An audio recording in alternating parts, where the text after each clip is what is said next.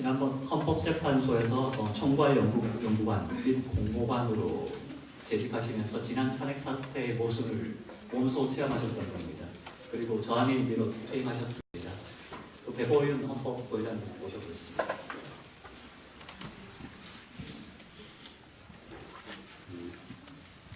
저는 지난 작년 1월 29일에 조선일보 최고시 기자 만난 사람 거기에 관련 적이 있습니다. 그때 그 기사에 대한 댓글이 한 200여 개를 달렸습니다. 그분을 제가 낱낱이 읽어서 우리 국민들이 어떻게 생각하느냐 보게 됐는데 이 대부분의 말씀이 반신탄이라는 말씀을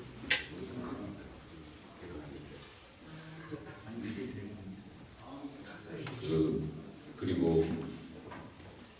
그 당시에 양심선언을 하고 하지 그러냐 그런 말씀을 하셨습니다.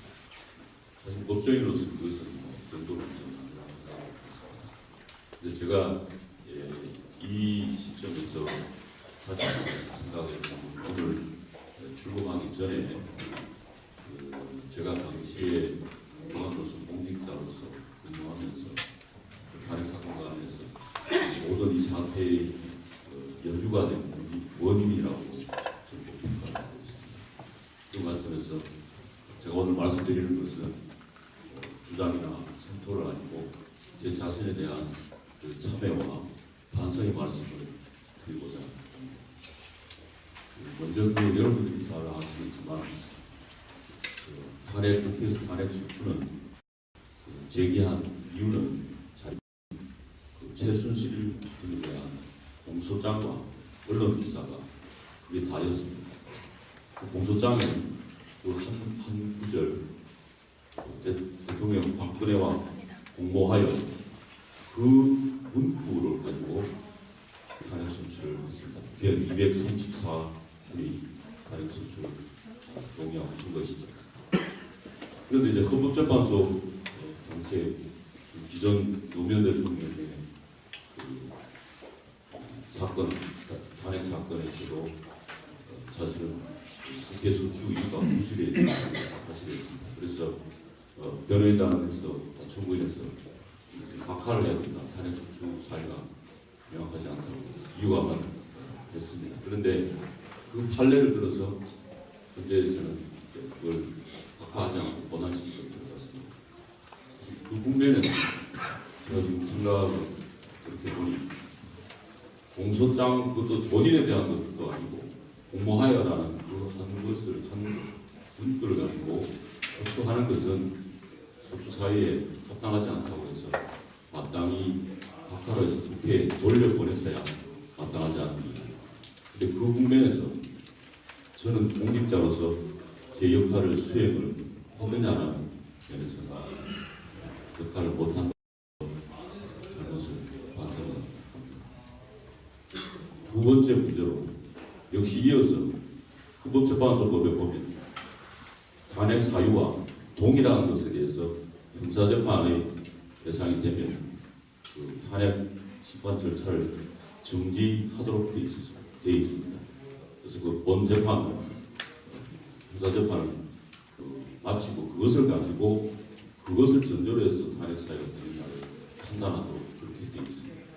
근데 당시에는 이것은 동일한 사유가 아니기 때문에 대통령 탄핵 대상인 박근혜 대통령이 기소된 것이 아니고 공범들이 기소된 사건이기 때문에 본인 사건이 아니기 때문에 무슨 재판 절차를 중지하지 않고 원한 판단을 한다 판단할 수 있습니다. 그런데 사실은 내실은 좀 전에 말씀드린 것처럼 공소장에도 박근혜 대통령 공모하여 그것에 의탁해서 탄핵 소추를 하지 않았습니다. 그렇다면 그 사건의 본질, 공모관계가 있는지 또 본 사건에 대한 관계가 어떤 역할 그것이 있는지에 대해서는 충분한 심의를 거쳐서 확정된 것을 전제로 해서 그렇게 됐을 때 탄핵 사유가 되는 것을 판단하는 것이 법리적으로 맞습니다. 저는 지금도 그렇고 당시에도 그렇게 생각했습니다. 그런데 결과적으로는 헌법재판소의 판단은 정지하지 않고 권한 판단으로 나아갔습니다. 근데 그 점에 있어서 제가 그렇게 생각을 하고 그렇게 했다고 하면 공직자로서 당시에 제가 공보관이었습니다. 그래서 많은 분들 재판관이나 소장 앞에서 만날 수 있었고, 그런데 공직자로서 제가 그 제 역할을 했느냐라는 측면에서 깊이 반성의 말씀을 드립니다.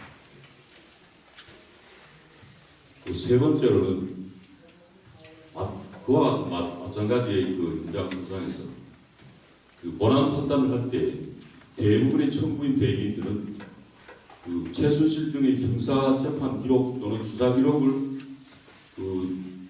그것을 가지고 중심으로 증거를 제출하고 증인 신문을 하고 재판을 주로 이루었습니다.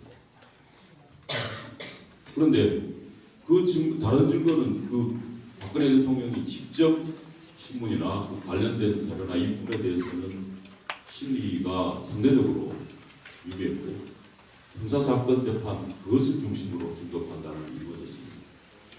더군다나 그 재판에서는 증거가 중심으로 이루어진다는 것은 실제 일어난 일보다 그 증거에 확인되는 증거를 재판을 기준으로 하는 것은 너무나 다 법적인 부분을 아는 상식이에요. 그런데 증거를 채택하는 것이 형사재판이나 모든 재판에서는 중요합니다. 그런데 그 형사재판 수사 기록을 증거를 탄핵 재판에 쓸 수 있느냐 마느냐의 관점에서 중요한 부분인데 그 점에 있어서는 헌법재판소 재판부는 형사재판에 준한 것으로 본인이 동의하지 않으면 채택하는 그런 방식을 쓰지 않고 그것은 탄핵 재판이기 때문에 엄격한 형사 절차의 증거 법칙을 적용하지 않는다고 해서 그렇게 결정함으로 인해서 대부분의 그 최순실 등의 형사재판 기록이나 증거를 그대로 이 탄핵 심판의 그 증거로 해서 사실 인정을 하게 되었습니다. 이것은 아까 말씀드린 것처럼 직접 그 재판을 정지를 해서 대통령이 직접 그 심리를 거기에 관여하고 증거를 형성된 것이라고 하면 그것을 받아들인 것에 대해서는 문제가 없을 수도 있습니다만 전혀 관련 없고 공범들에 관한 사건 기록을 그대로 받아서 탄핵 재판 증거로 활용을 한 결과가 되었습니다. 따라서 그 점에 있어서는 저는 다른 생각을 갖고 있었습니다. 그럼에도 불구하고 결론은 그것을 통해서 사실 인정이 되었습니다. 그 점에 대해서 정말 지금 생각을 돌이켜 생각해보니까 마찬가지로 그 부분에 있어서 제가 공직자로서 제 역할을 수행하지 못한 부분에 대해서 깊이 반성하고 참여하는 죄송한 말씀을 올립니다. 그 탄핵 재판은 사실 제가 이론적으로 헌법 이론적으로 그 내각제의 불신임 제도가 아닙니다. 이게 명백한 본질적인 차이입니다. 대통령제는 국민이 직접 선출해서 신임을 받으면 임기 동안은 이게 보장이 되는 것입니다. 그래서 소신껏 일하게 하는 지금까지 우리 1987년 개정헌법 그 이전의 헌법의 대통령제 근간으로 하는 그런 게 계속 헌정 70년이 계속 그렇게 이루어졌습니다. 초기에는 내각제를 국함이 있었습니다. 그래서 내각제에는 탄핵 제도가 없습니다. 수상이 없습니다. 불신임 제도가 있습니다. 정치적으로 하죠.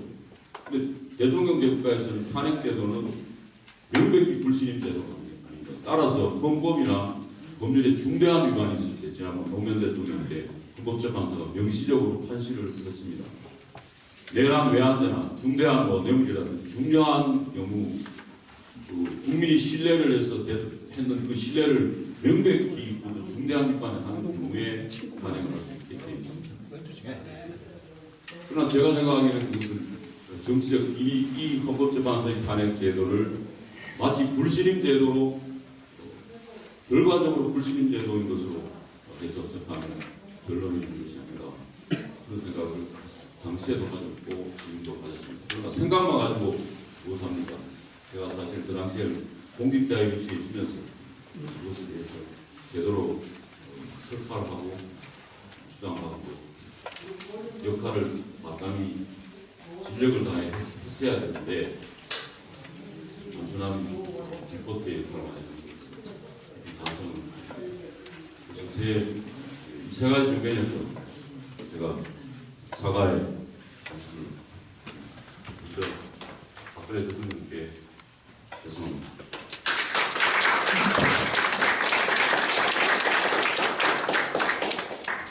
국민 여러분 송구합니다.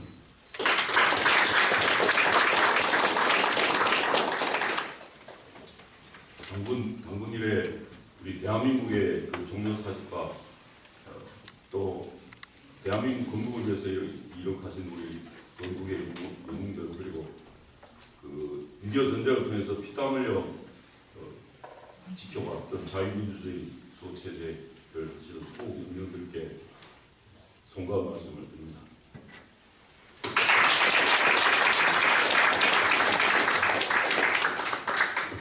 예, 배고연 변호사님께서 오늘 정말 놀랍고 용기 있는 말씀을 해주셨습니다.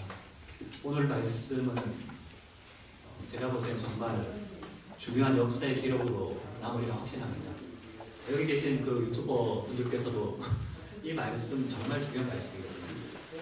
편집하셔서 널리는 좀 전파해 주시면 감사하겠습니다.